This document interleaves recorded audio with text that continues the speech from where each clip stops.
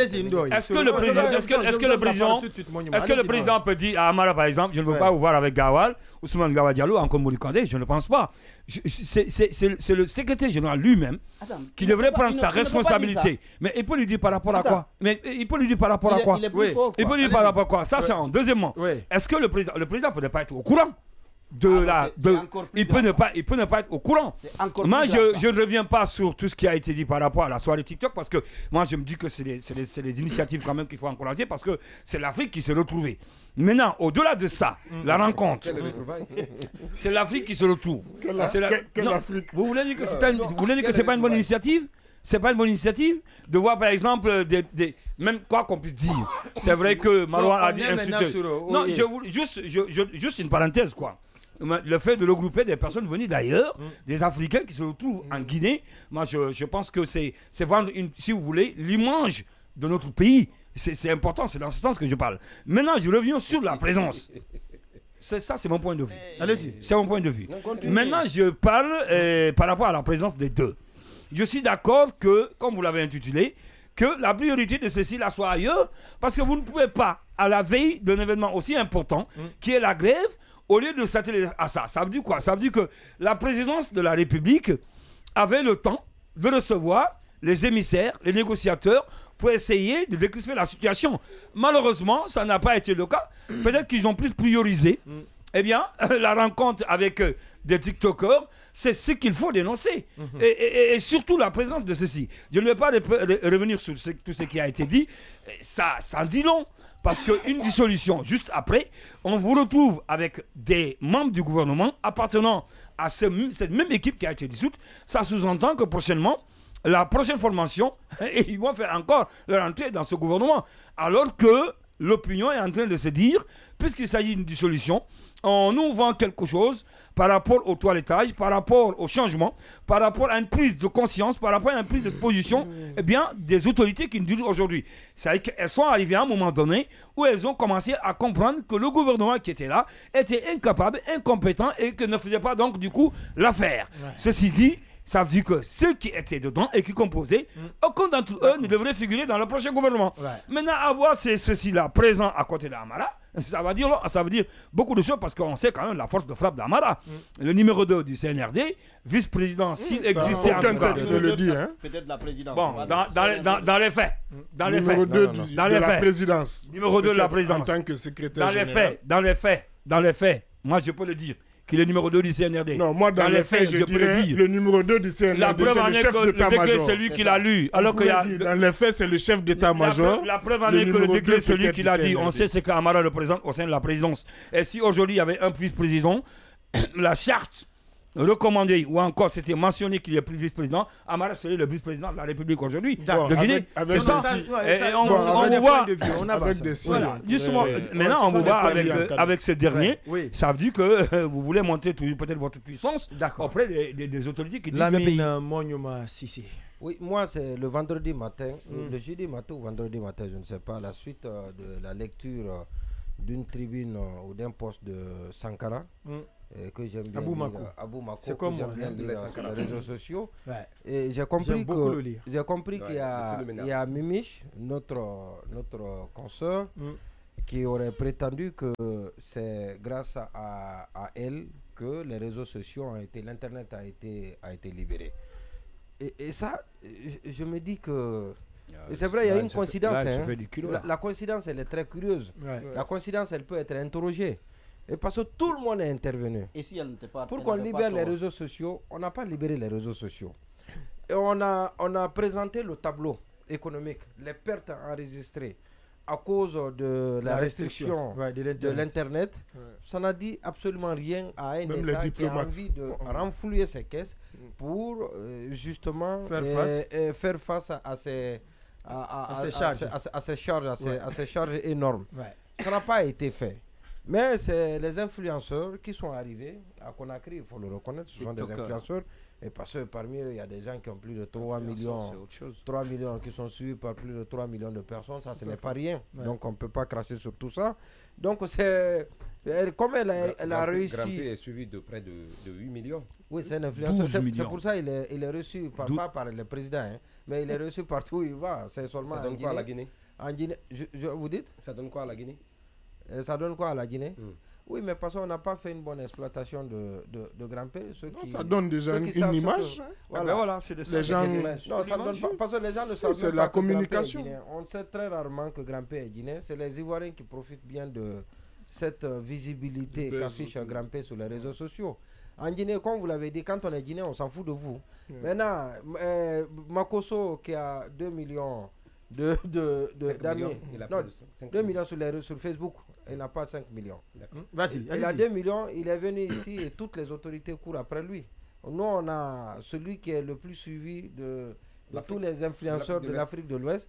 On s'en fout de lui, il n'a jamais été... Bon, on ne peut pas dire qu'on lui a donné un passeport diplomatique, on lui a donné ça. On lui a donné un passeport diplomatique, on a facilité beaucoup de ses voyages, c'est pas petit. Ça, c'est le président. Moi, nous ne parlons pas du président. Mais qu'est-ce qu'on peut organiser pour Grampé ici, à l'interne? Vous êtes dans la perturbation, là, vous et le président, oui. Voilà, patienter que l'autre aussi développe son... Alors, donc, c'est bien évidemment grâce à ces...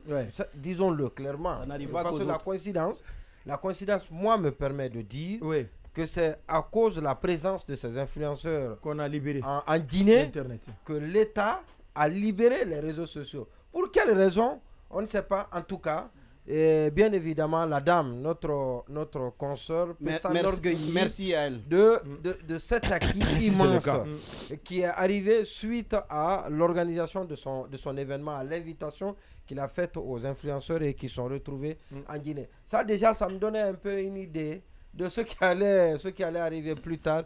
Et je n'ai pas été surpris quand j'ai vu Amara, le secrétaire général de la présidence, et Djiba, le directeur de cabinet, donc les deux personnalités les plus influentes du pays aujourd'hui. Donc se retrouver autour d'une agape avec Makosso certainement et les deux autres ministres. Donc là, je ne commente pas. Je ne veux pas commenter ça et parce que c'est une habitude guinéenne et on se disait que depuis Conté, en réalité, les hommes d'État se font très rares dans notre pays. Depuis paradoxalement, curieusement, on se souvient, en ce moment, c'était très difficile d'accéder à un ministre. Ça ne se ramassait pas à l'appel, donc ça ne courait pas les rues à l'époque. Maintenant, après, aujourd'hui, tout le monde est ministrable, tout le monde peut être ministre, tout le monde peut se retrouver. Tout le monde est devenu ministre. Avec un claquement de doigts au sommet de l'État. Et finalement, la fonction est totalement désacralisée. Alors, ce qui se passe, voilà, c'est l'État qui est à terre. Donc, ça, je ne parle pas de ça. Maintenant, l'autre chose, l'autre volet. Pour terminer rapidement, c'est le fait de voir, encore une fois, autour de cette agape-là, les deux secrétaires, les deux personnalités les plus influentes qui forcément ont été associées à la prise de ce décret, du décret. Et les ministres qui ont été éconduits. C'est avec un pincement de cœur que je le dis, mais c'est bien l'expression qui sied pour illustrer ce qui s'est passé contre ce qui est arrivé Parce que même le décret qui a été pris sur Conté, le gouvernement qui a été mis pour faute lourde, les mesures qui ont accompagné le décret n'ont pas été celles qui ont été prises aujourd'hui. C'est une première dans l'histoire de la Guinée. C'est brutal et violent. Ce qui est arrivé à ces ministres, il faut compatir un peu à leur douleur. Et parce que le décret, les limousins, oui, on peut limoser un ministre, mais les décisions qui ont été prises contre ces ministres, ça ne peut pas arriver, ça ne doit pas arriver à un collaborateur. Maintenant, quand on a pris ces décisions-là contre des gens, et en plus, c'est un président de la République et on ne peut pas imaginer que le président puisse prendre cette décision. C'est exclu d'ailleurs. C'est exclu que le président prenne cette décision sans que ses deux plus proches collaborateurs ne soient associés à la prise de cette décision. Donc, on doit se méfier un peu des interprétations qu'on peut faire de certaines apparitions publiques. C'est important. Et je suis sûr de quelque chose. Ils sont retrouvés là. En amis parce qu'ils se connaissent, ils ont passé du moment ensemble. Et un paparazzi, quelqu'un leur a pris par surprise une photo. Maintenant, ils devaient prévenir tout ça. qu'en s'affichant publiquement... C'est pas une paparazzi, hein. Qu'en s'affichant publiquement... Influenceur, ça veut dire photo. C'est Makosso qui a publié les images. La DCI. Justement. Voilà, c'est moi j'ai vu, c'est sur la page de Makosso. Donc c'était totalement assumé. Non, c'est pas par erreur. Donc cet argument ne peut pas... Ils assumaient parfaitement ça. Je peux reformuler. L'argument ne passe pas. Mais ça ne peut pas... Ça passe pas. Oui, pour terminer avec on devait éviter... Parce que ça donne raison à ce que j'ai écrit dans mon édito, une utilisation pernicieuse de l'horreur à des fins populistes. Et parce que quand les gens vont les voir ensemble, on va dire qu'on a fait exprès de prendre une décision de cette nature-là, dans le but d'amener l'opinion à adhérer. Parce qu'il faut le reconnaître qu'en ce moment précis, au moment où on prenait cette décision, le gouvernement, tout le monde en avait marre de ce gouvernement à cause de ce que Charles Wright... Charles Wright qui fait la une sur les réseaux sociaux. Qui fait la une. Oui. Bon, je vois son nom circuler sur les réseaux sociaux. C'est par rapport à quoi? Oui, c'est par rapport à une affaire de vidéo. Ah, ok, d'accord. J'ai pas vu ça encore. C'est comme moi. Voilà. Donc, et lui, à cause d'une situation inhabituelle qu'on ne peut voir nulle part dans le monde entier, et parce qu'on nous dit que lui-même, il était... Ce qui lui restait maintenant, c'est prendre une injonction contre le président de la République, parce qu'il se préparait à prendre une injonction contre... Donc, c'était à ça, à ce cirque-là, cirque loufoque-là, donc tout le monde s'attendait à ce que ça parte. D'accord. Mais pas de cette façon. La grève, quand on a pris une décision la grève comme ça, générale illimitée, le mot d'ordre... comme... Non, vous tous, vous êtes déjà... Non, si. Non. Je voudrais juste rappeler que nul ne peut juger la complicité, la proximité, à travers juste une image. Pour preuve, aux élections régionales de 2011 en France, quand le Parti républicain, dirigé à l'époque par Sarkozy, a été malmené, il s'est retrouvé le surlendemain avec son frère ennemi juré. C'était le président du MODEM, Jean-François Bayrou. Il ne pouvait pas s'attendre, parce que lui-même, il a fait ce témoignage dans son dernier ouvrage qui est apparu, Le temps des combats. Il l'a dit, parce que les gens pensaient que juste les adversités qu'il y avait eu pendant les échanges, même si lui, en principe, il ne devrait pas prendre part aux élections, les gens le retrouvent le surlendemain d'une élection, d'un rendez-vous électoral avec un adversaire politique. C'était jugé autrement, c'était jugé politique. Donc sur ce, la présidence Amara et Guiba peuvent avoir cette excuse. Je ne dis pas, parce que ce qu'il faut attendre pour pouvoir juger certainement l'injustice de Mamadi, c'est le jour où il mettra le gouvernement en place. Parce que la brutalité avec laquelle les gens là ont été remerciés ne peut pas aujourd'hui plaider au retour de qui que ce soit dans le prochain gouvernement. C'est à partir de là qu'on pourra juger pour dire que certainement il y a des protégés de Mamadi et il y a des exclus du palais. Mais encore une fois, c'est seulement avec cette culture qui a été instaurée au lendemain du 5 septembre. Sinon, il ne devrait pas y avoir de banni de la République. Si on te sort d'une République, si on te sort d'un gouvernement, ça ne veut pas dire que tu n'as pas, quand même, on doit t'interdire de s'afficher ou de s'approcher des dirigeants. Mais c'est eux qui ont instauré cette culture. Surtout le ton qui a été utilisé, les termes qui ont été employés et la brutalité avec laquelle le gouvernement a été remercié. Je dis encore, il faudrait qu'on tolère, qu'on ait le sens de la tolérance. Mais il faut attendre. C'est quand Mamadi va mettre son gouvernement et qu'on retrouve les gens les plus décriés du gouvernement Gomou dans le futur gouvernement, qu'on dira que tout ça pour ça, c'était du tape à l'œil, c'était juste pour amuser la galerie ou c'était juste pour sortir les mal-aimés. Parce que j'apprends beaucoup de choses. Si l'intention est juste de remercier Gomou pour favoriser un autre clan, on ne va pas l'accepter dans ce studio. Oui, mais vous n'avez pas le pouvoir du décret. On n'a pas le pouvoir du décret, mais on a quand même le sens de la critique et la raison de la critique. On ne peut pas nous empêcher de critiquer dans ce studio, monsieur Abakar Kwande.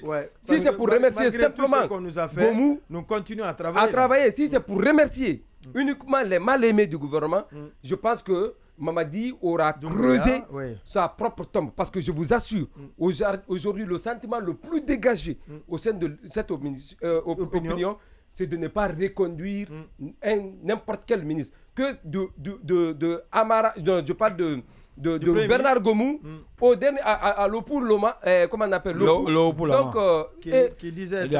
oui, mais c'était. Donc, l'opinion aujourd'hui, vous demandez aux gens, on vous dira de ne pas reconduire ces gens-là. Donc, il faut attendre les derniers actes de Mamadi pour pouvoir juger s'il y a complicité ou proximité. Mais pas sur une image. C'est intéressant d'interpréter les images parce que vous savez, c'est pas nous qui avons inventé. Une image vaut 1000 mots.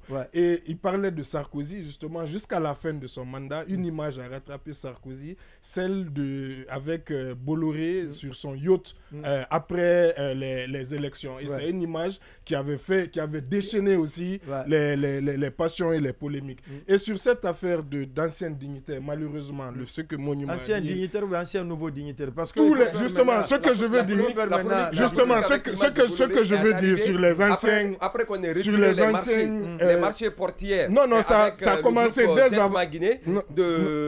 Non, pas du tout. Comment il s'appelle, Lagardère. C'est quand il y a eu ça que les gens ont commenté. Non, les gens ont commenté.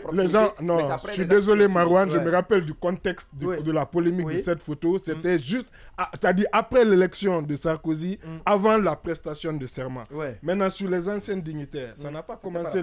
Ça n'a pas gagné. Nouveaux dignitaires là ou bien justement, les anciens, parce que les anciens, justement, ce que je veux dire, c'est pas, malheureusement, c'est pas avec le 5 septembre qu'on a commencé non seulement à humilier les anciens et à ne pas leur donner le respect ou la reconnaissance qu'il faut. Je veux juste...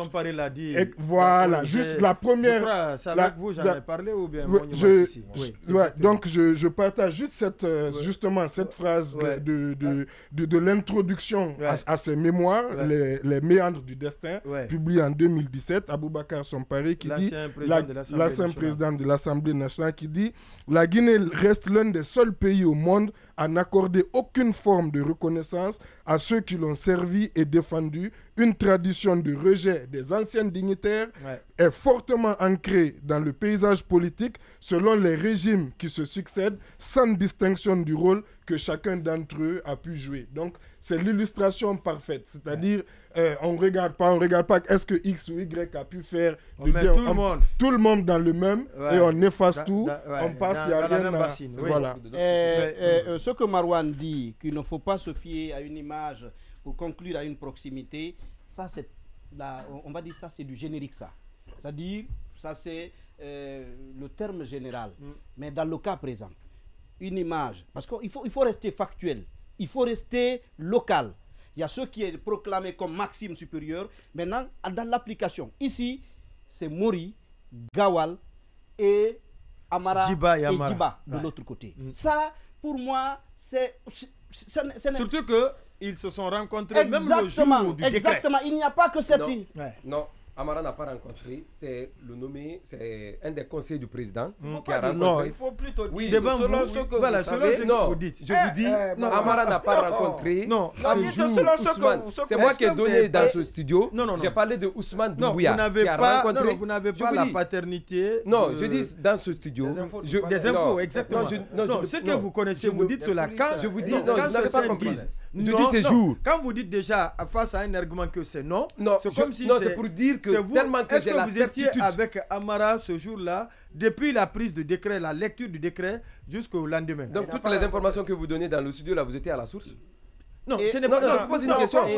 Quand vous êtes catégorique là-dessus, vous ne pouvez pas dire ce que... Il a raison de dire si vous étiez ensemble. Exactement. Vous êtes catégorique. On donne des informations dans ce studio. On n'est pas quand même là-bas quand on prenait les décisions. Vous êtes catégorique. Vous dites que ce que lui il a dit que c'est pas... On n'a jamais été catégorique par rapport à ce que vous donnez. Amara n'a pas rencontré Ousmane le soir du décret. C'est le lendemain qu'il y a eu rencontre. Et des ministres que j'ai démis ont été surpris de se rencontrer là-bas. Oui. La dernière chose que je voudrais dire à ça, par rapport à ça, si ce n'est pas le fait que les gens ne soient pas éventuellement reconduits qui nous prouvera qu'il n'y a pas de proximité. Non, ça ne veut pas dire que si les gens ne sont pas reconduits, ce que nous avons dit là... les relations s'arrêtent là. Non, c'est pas ça. Ce n'est absolument pas ce que ça veut dire. Parce qu'il ne faudra pas attendre qu'un décret tombe et qu'on dise qu'ils ne font pas là pour dire « Ah, j'avais dit qu'ils ne sont pas proches ». Ça n'a absolument rien à voir. Là,